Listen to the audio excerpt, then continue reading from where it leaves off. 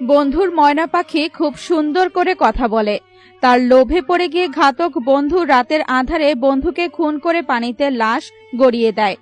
সবাই যখন ইমনকে খুঁজতে দিশেহারা, তখন খুনি ময়না পাখি নিয়ে ব্যস্ত। আত্মা ডাকা বন্ধুটা লাশ হয়ে পড়ে থাকা দেখেও চোখে জল ঝরে না তার। একটা পাখির জন্য বন্ধু হয়ে বন্ধুকে হত্যা করার এই মর্মান্তিক ও দুঃখজনক ঘটনা ঘটে রাজশাহীর পবা উপজেলার রায়গাতি এলাকায়। জানা যায়, অন্তর আর ইমন ন্যাংটাকালের বন্ধু। তাদের সম্পর্ক এতটাই ঘনিষ্ঠ ছিল যে অন্য কিশোরেরা তাদের দেখে হিংসা করত। ইমনের একটি ময়না হঠাৎ সুন্দর করে কথা বলা শুরু করে।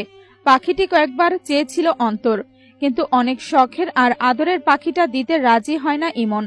ময়নার লোভে বন্ধুর প্রতি হিংসা জেগে ওঠে বন্ধুর অন্তরে। সুযোগ খোঁজে কি করে পাখিটা ছিনিয়ে নেওয়া যায়। বন্ধু নামের বিশ্বাসঘাতক বেঈমান বন্ধুকে অনেক রাত পর্যন্ত কাছে আটকে রেখে গভীর রাতে বাড়ি ফেরার পথে পেছন থেকে হত্যা করে লাশ জঙ্গলে গড়িয়ে দেয়।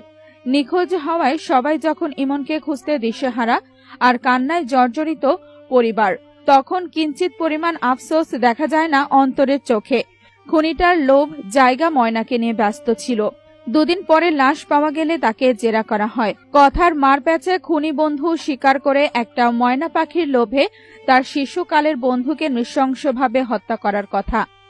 দর্শক, একটি ময়না পাখির লোভে পড়ে বন্ধুকে খুন করার অপরাধে এই খুনির কি শাস্তি হওয়া উচিত তা কমেন্ট করে জানান।